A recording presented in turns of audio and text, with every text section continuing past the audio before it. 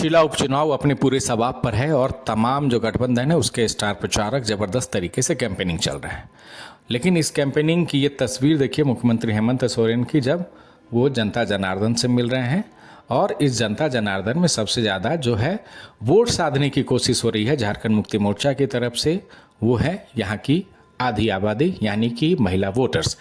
चूँकि घाटशिला के आप अगर जनसंख्या को देखें तो यहाँ लगभग 13 लाख की आबादी है, उसमें पुरुषों से ज़्यादा आबादी जो है यहाँ महिला वोटर्स की है। वो महिला वोटर जो घाटशिला में एक किंग मेकर के तौर पर है कि वो जिन्हें वोट करें घाटशिला में, जीत उस दल की, उस पार्टी की, उस प्रत्याशी की हो सकती है या होती है।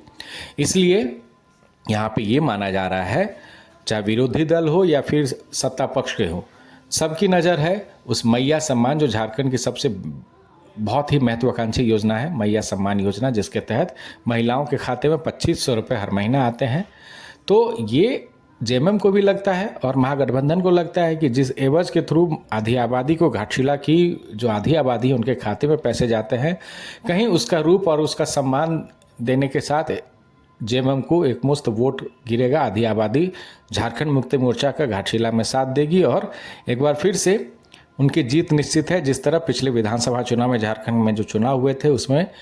भी देखा गया कि किंग मेकर के तौर पर झारखंड की आधी आबादी रही। उन्होंने जहाँ जहाँ वोट किया, जिनके लिए वोट किया, उनकी जीत निश्चित हुई है।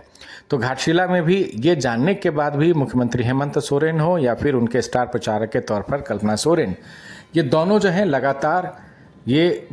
आधी आबादी के तरफ ज़्यादा फोकस्ड है। लोगों को तो साध ही रहे, लेकिन फोकस्ड वोट जो है वो चाहते हैं आधी आबादी उनका साथ दे, इस सोच के साथ कि झारखंड सरकार की जो योजना है मैया सम्मान योजना,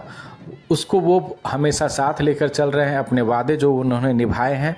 इसलिए अब वो सोच रहे हैं, झारखंड मुक्ति मोर्चा की भी कोशिश है कि जब सरकार ने वादा निभाया है आधी आबादी के लिए, तो आधी आबादी जो घाटशिला की है, जो किंग मेकर के तौर पर है, वो भी झारखंड मुक्ति मोर्चा को अपना पूर्ण समर्थन दे और यहाँ से जो प्रत्याशी हैं सोमेश सोरेन, उनको यहाँ से जीत दिलाए।